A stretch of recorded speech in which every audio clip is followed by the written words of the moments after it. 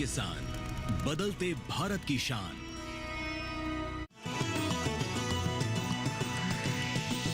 DD किसान, बदलते भारत की शान।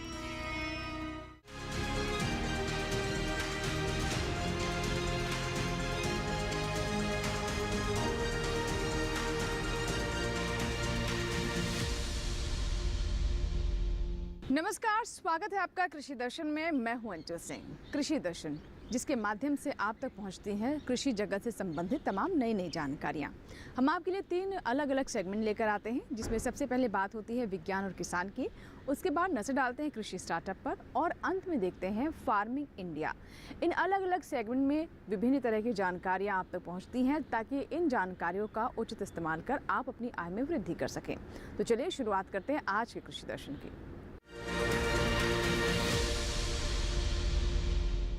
कृषि दर्शन में आई सबसे पहले नजर डालते हैं कि आज क्या है विशेष मंत्रालय से।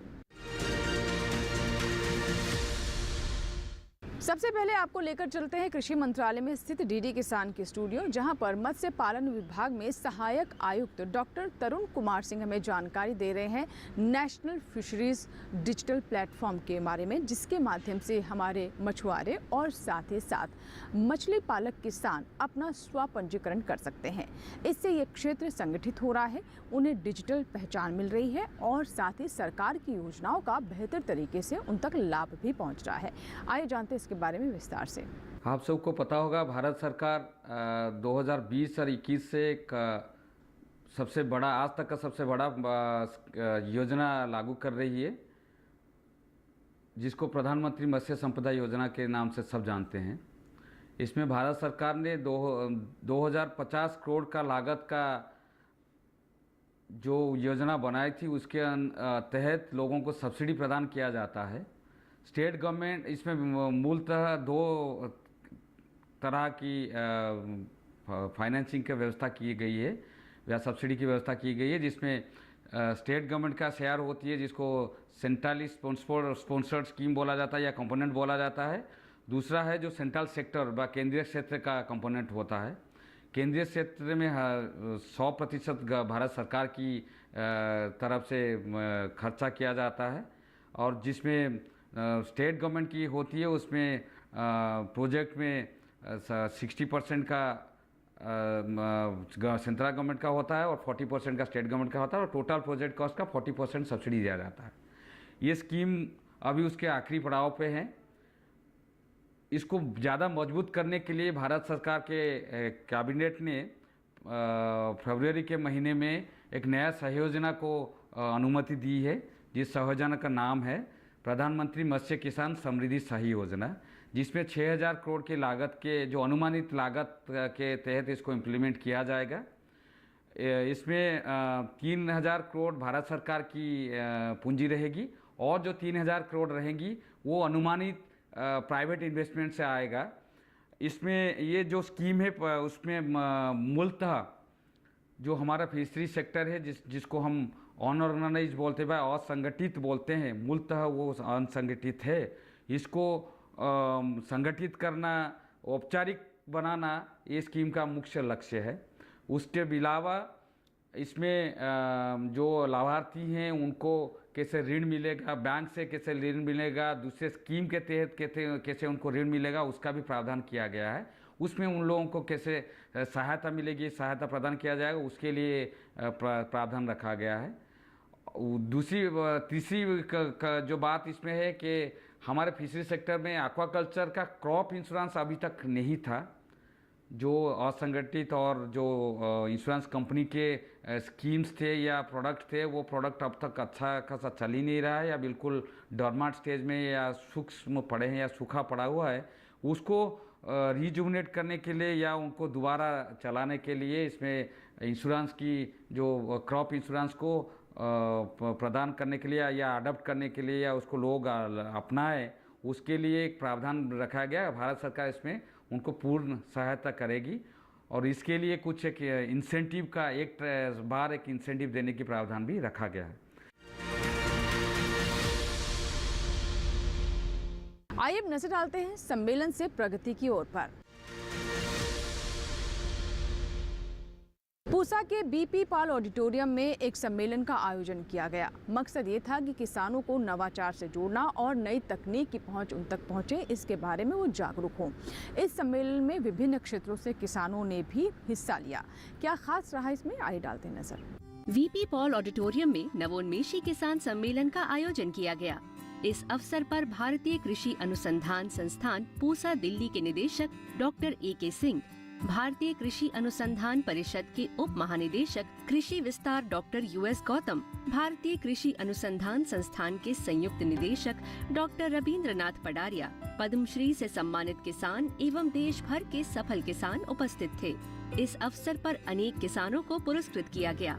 इस अवसर पर भारतीय कृषि अनुसंधान संस्थान पूसा के निदेशक डॉक्टर AK सिंह ने कहा, जैसा कि आप जानते हैं, हर वर्ष हमारा पूसा कृषि विज्ञान मेला मार्च के महीने में होता है।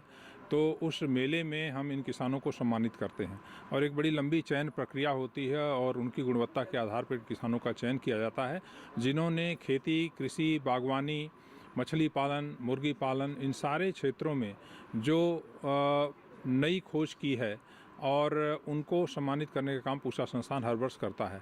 इस वर्ष किसी कारणों जो है किसान मेला आयोजित नहीं हो पाया था, तो वो जो चयनित किसान थे उनको सम्मानित करने के लिए आज के दिन हम लोगों ने एक पूरा कार्यक्रम रखा था। इसमें करीब 400 से अधिक किसान भाग लिए और उप महानिदेशक प्रसार डॉक्टर US सिंह गौतम आए थे और इसमें करीब 33 नवोन्मेषी किसान और 7 जो है अध्येता किसान यानी कि फेलो फार्मर्स, उनको सम्मानित किया गया। बड़े अच्छे नायाब सोच और खोज इन लोगों ने अपने अपने क्षेत्र में की है। जैसे किसान गोवा से आई थी जो कि इस बात के ऊपर काम कर रही हैं, ऑर्गेनिक फार्मिंग के ऊपर उनका काम है और वहाँ पर जो फूड इंडस्ट्री है उससे करीब 30 टन के आसपास फूड वेस्टेज होटल इंडस्ट्री वगैरह से निकलता है और महीने का 90 टन होता है। तो प्रतिदिन करीब 30 टन का कलेक्शन करके उसको फिर वो जो है फीड में, चाहे पिगरी का फीड हो या मछली का फीड हो, उसमें कन्वर्ट करती हैं और वापस फिर जो है उसको बेचती हैं। तो इस तरह से वेस्ट टू वेल्थ, सही माने में अगर हम इसको देखें, दिल्ली में कितनी बड़ी संभावना है कि इतने सारे 5 सितारा होटल, इतने सारे रेस्टोरेंट और कितना फूड वेस्टेज होता होगा, उसको अगर हम इसको चैनलाइज करें तो एक बहुत बड़ा आयाम ये हो सकता है। इसी तरह से अलग अलग क्षेत्रों में काम करने वाले किसान, कुछ प्राकृतिक खेती से जुड़े हुए थे, कुछ किसान सब्जी का उत्पादन, संरक्षित खेती कर रहे हैं और जो पद्मश्री से सम्मानित किसान हैं, इन लोगों ने अपने अपने क्षेत्र में जो विशिष्ट कार्य किया है उसकी जानकारी सभी 500-600 किसानों को उपलब्ध कराने का भी काम इस मंच के माध्यम से किया गया, ताकि उनके नवोन्मेषी सोच से फ़ायदा लेकर के ये किसान भी अपने अपने क्षेत्र में आगे काम करें। आइए नजर डालते हैं विज्ञान और किसान पर।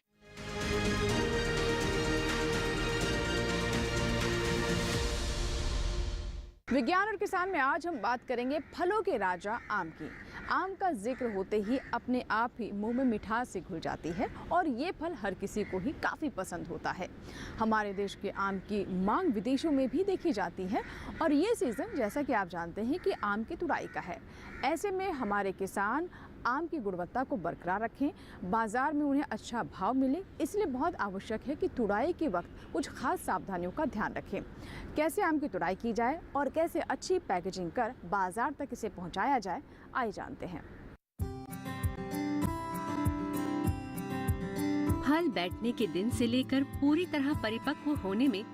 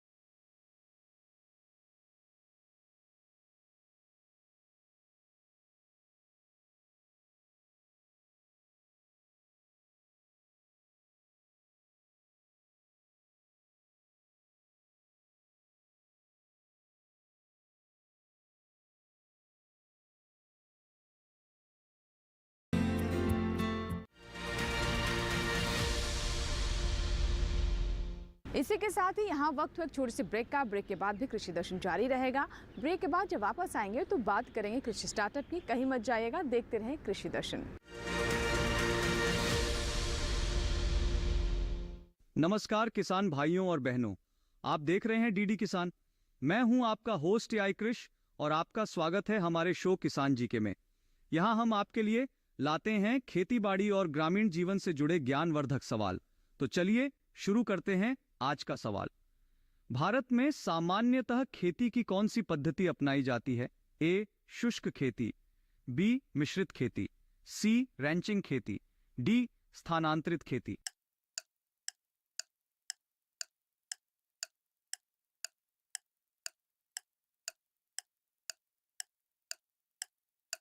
सही जवाब है बी मिश्रित खेती। आज किसान जी के में बस इतना ही। मिलते हैं अगले एपिसोड में। तब तक के लिए खुशहाल खेती और स्वस्थ जीवन की कामना के साथ नमस्कार। फसल में कीट लगा हो या कोई बीमारी, पशुपालन में हो कोई दिक्कत या चाहिए कोई जानकारी, फोन उठाएं, नंबर मिलाएं और कहें हेलो किसान। हेलो किसान, हेलो किसान, हेलो किसान। सोमवार, बुधवार और शुक्रवार शाम 6 से 7 बजे सिर्फ डीडी किसान पर। ब्रेक के बाद एक बार फिर आपका स्वागत है। आप देख रहे हैं कृषि दर्शन। आइए अब नजर डालते हैं कृषि स्टार्टअप पर।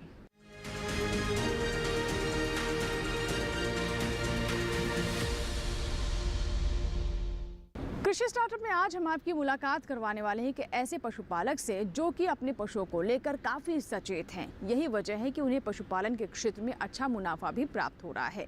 जैसा कि आप सभी जानते हैं कि गर्मियां चल रही हैं, तापमान काफ़ी ज़्यादा है और धीरे धीरे अब तापमान के साथ साथ ह्यूमिडिटी यानी आर्द्रता भी मौसम में घुलनी शुरू हो जाएगी, क्योंकि मानसून भी आ चुका है। तो आइए जानते हैं कि किस तरीके से इस मौसम में पशुओं की देखरेख की जाए। आइए जानते हैं अपने सफल किसान से।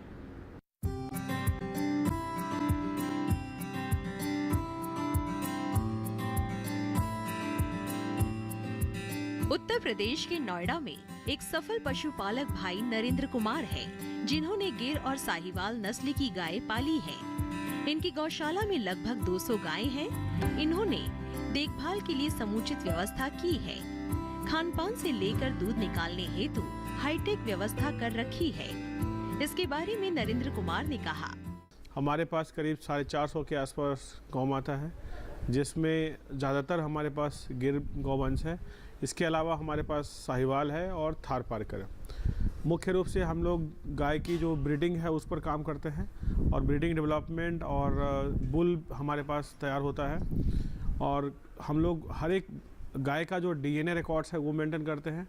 और जितनी भी गाय आप देख रहे होंगे हमारे यहाँ जो गाय आई हैं, सारी गाय गुजरात से आई हुई हैं और कुछ गाय हमारे खुद के फार्म में भी तैयार हुई हैं। ये जो आप बच्चे देख रहे होंगे या जो गाय देख रहे होंगे, इनका बहुत ध्यान रखा जाता है हमारे यहाँ।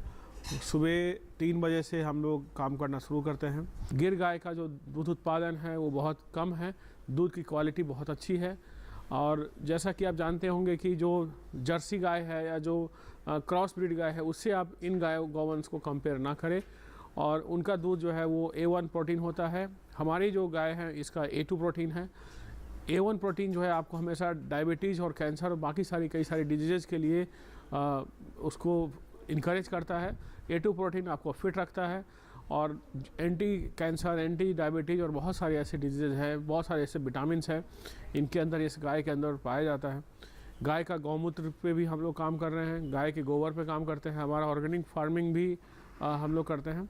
कोशिश समूह ये है कि जो एक इंटीग्रेटेड फार्मिंग है उस पर काम किया जाए, ताकि ज़्यादातर जिस तरीके से हमारे देश में बेरोज़गारी है, लोग इसको डेयरी को एक उद्योग के रूप में देखें। और दूसरा लक्ष्य हम लोगों का है कि हम गाय को बचाने में सक्षम हो। गाय के दूध के उत्पादन को बढ़ाने के लिए भी हम लोग बहुत हाई ब्लड लाइन वाली बुल हम लोग लाते हैं। हमारे पास 2-2 हज़ार वर्ष पुराना डीएनए रिकॉर्ड हमारे पास हमारे बुल का अवेलेबल है। और हम लोग नई जनरेशन का बुल भी तैयार कर रहे हैं, जो आने वाले समय में हम अलग अलग ज़िले में, राज्यों में किसान को देने का कार्यक्रम करेंगे। इसी के साथ ही कृषि दर्शन में यहाँ वक्त हुआ एक और छोटे से ब्रेक का। ब्रेक के बाद जब वापस आएंगे तो बात करेंगे फार्मिंग इंडिया की। कहीं मत जाइएगा, देखते रहें कृषि दर्शन। डीडी किसान ने कर ली है तैयारी। यहाँ मिलेगी पशुपालन की हर एक जानकारी, घर आंगन से लेकर व्यवसायिक फार्म तक, मुर्गी पालन से लेकर रेगिस्तान के जहाज तक। बीमारियों से पशुपालक बिल्कुल ना हो परेशान। विशेषज्ञ करेंगे आपकी समस्या का समाधान। देखिए अपना पशु चिकित्सक हर रविवार शाम 6:30 बजे दूरदर्शन किसान पर।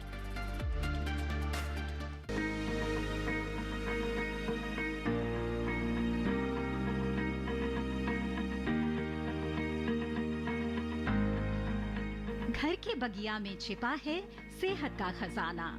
टेरेस गार्डनिंग से बनेगा घर ब्यूटीफुल और हेल्दी।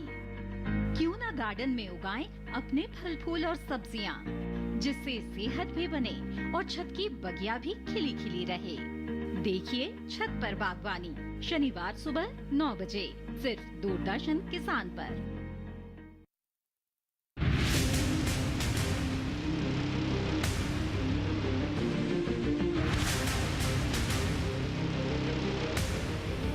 जब तपती है धरती, सूरज उगलता है आग, ठंड में जब सर्दी जमा देती सबके हाल, सब छुप जाते अपने अपने घरों में, तब बाहर निकलता सिर्फ एक इंसान, भरने के लिए हम सबका पेट, खून को पसीने की तरह देता बहा, थक जाता, झुलस जाता, हो जाता बीमार, तब उसकी सेहत का ध्यान रखता सिर्फ डीडी किसान।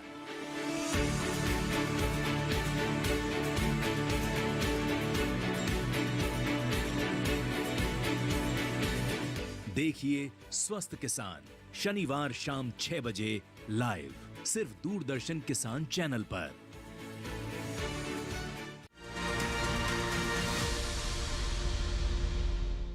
ब्रेक के बाद एक बार फिर आपका स्वागत है। आप देख रहे हैं कृषि दर्शन। आइए अब नजर डालते हैं फार्मिंग इंडिया पर।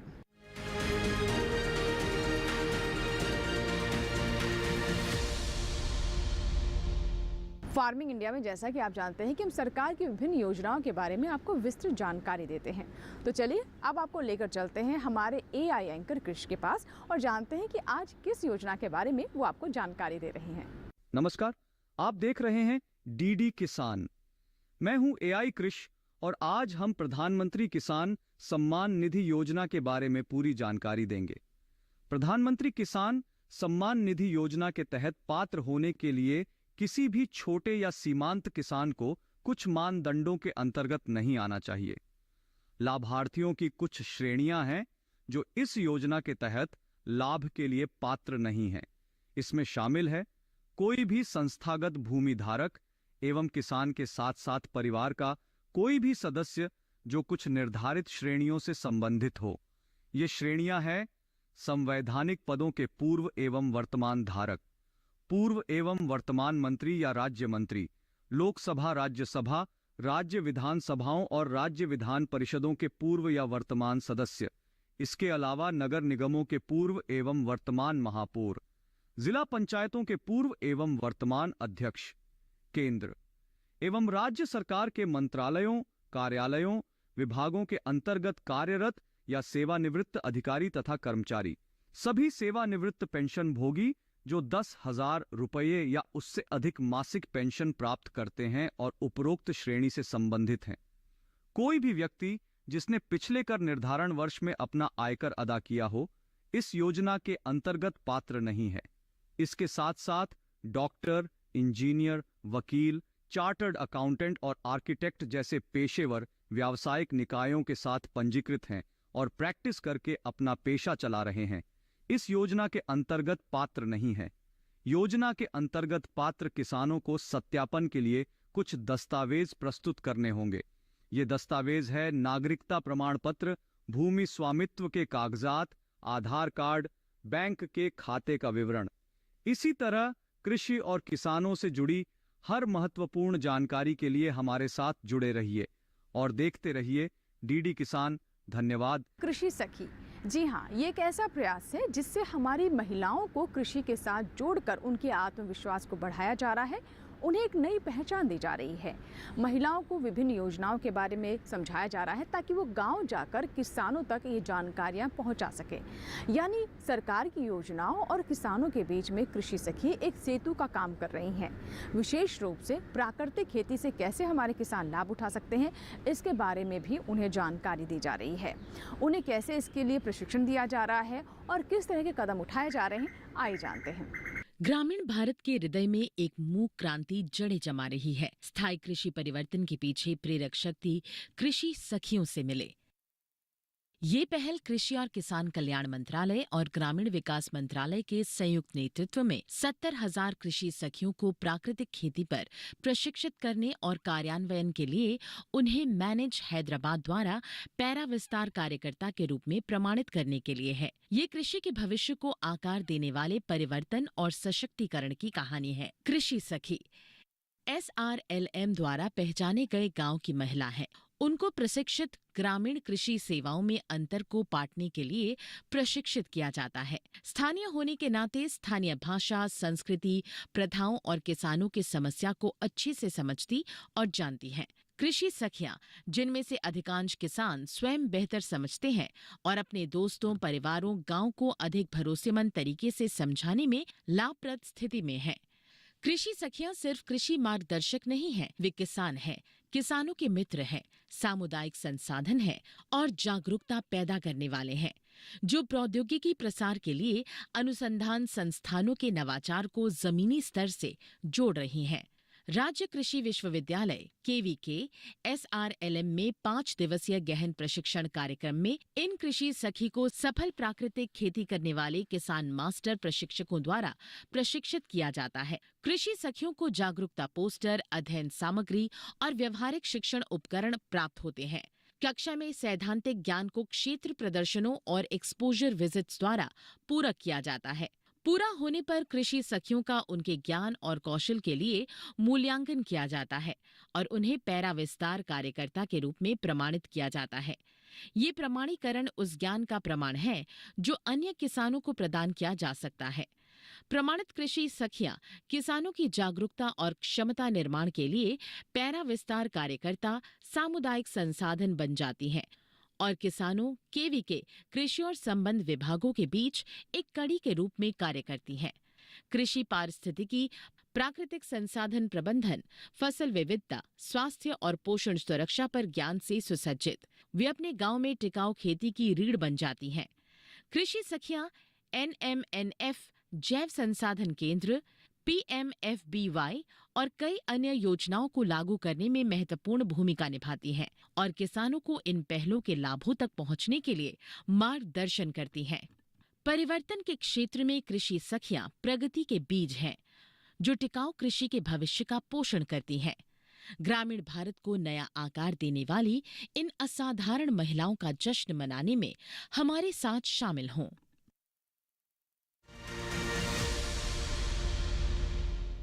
तो ये था हमारा आज का कृषि दर्शन। आशा करते हैं कि आज के कार्यक्रम में जो जानकारियां हमने आप तक पहुंचाई हैं उससे आपको ज़रूर लाभ होगा। अगर आपके कोई सुझाव है, कोई फीडबैक है तो आप हमें ईमेल कर सकते हैं, पत्र भी लिख सकते हैं। हमारा ईमेल ID है krishidarshan@gmail.com। पत्र लिखने के लिए हमारा पता भी नोट कर लें। हमारा पता है कृषि दर्शन, कमरा नंबर 58, CPC, दूरदर्शन, खेलगांव, नई दिल्ली 110049। आपके ईमेल्स, आपके पत्रों का हमें इंतज़ार रहता है। आप अपने सवाल, अपने सुझाव हमें अवश्य भेजें। चलते चलते एक और जानकारी दे दें कि आप हमारे ये कार्यक्रम कृषि दर्शन हमारे YouTube चैनल पर भी देख सकते हैं। इसके लिए टेलीविजन स्क्रीन पर दिखाए जा रहे इस QR कोड को स्कैन करें और YouTube पर भी देखें कृषि दर्शन। इसी के साथ ही आज के कृषि दर्शन में फिलहाल इतना ही। एक नए अंक में कुछ नई जानकारियों के साथ फिर होगी आपसे मुलाकात। तब तक आप बने रहें दूरदर्शन किसान के साथ। नमस्कार।